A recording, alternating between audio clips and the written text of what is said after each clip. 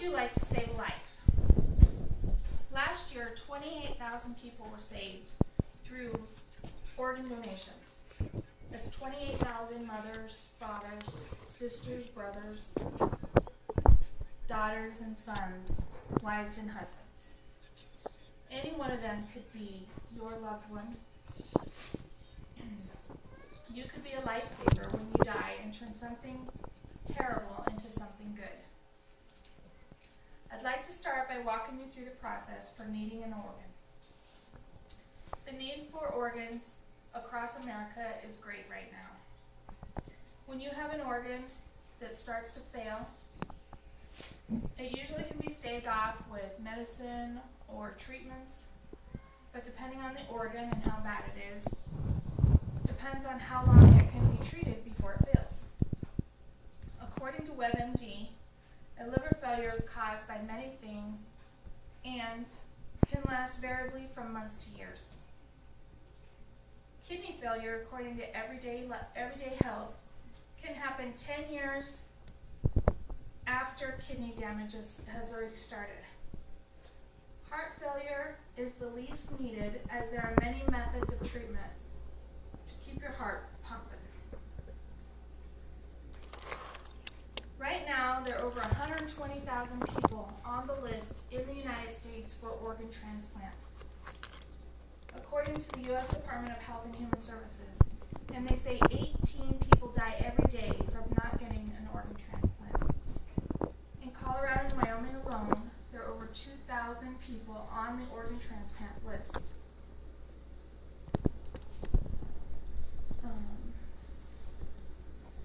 Some of them have been waiting over 5 years.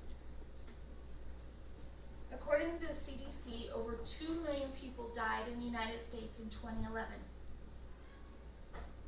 While it is a process to make sure organs match the recipient, those are overwhelming odds had each and every one of those people been on the organ transplant donors.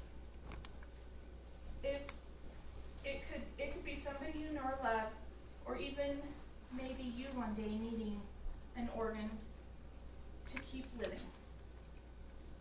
Now, many of you may already be on the transplant list or on the organ donation list, but if you haven't and you're considering it, let me tell you how to start. First and most importantly, talk to your family and or friends. It is a very important decision and you should talk it out. Plus, they will be the ones making the arrangements once you're gone. After you have talked to them and decided this is what you want to do, you should go to the DMV and make sure it is marked on your driver's license to be an organ donor. You can also fill out and sign a card that you carry around with you that is a organ donor card. You can go to organdonor.org or donatelifecolorado.org to learn more about the whole process.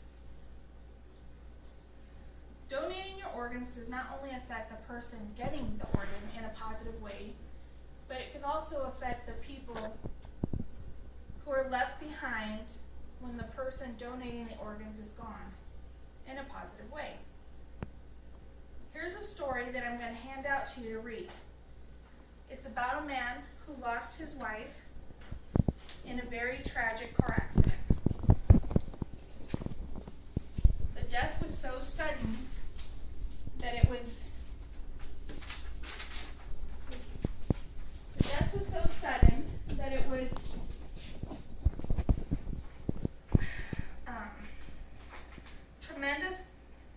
tremendous shock and grief for the family that was left behind. They were offered the opportunity to donate her organs and tissue. They decided to do it as it gave them comfort knowing some good would come from their tragedy. Several people lived because of their decision. A man in Florida received her heart. A teenage kid in D.C. received her liver, her kidney, and pancreas.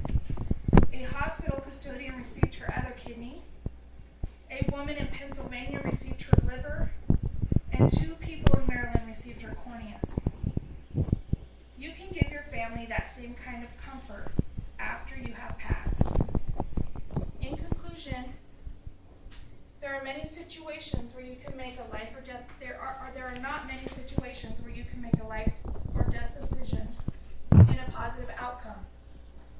Think about if it were your family waiting on the transplant list. Go look up the websites, go talk to your family, and make an informed decision on whether you want to be and whether you want to play a part in saving somebody else's life. In your tragic death, you can save a life or two and maybe give your family some comfort in knowing you will live on after.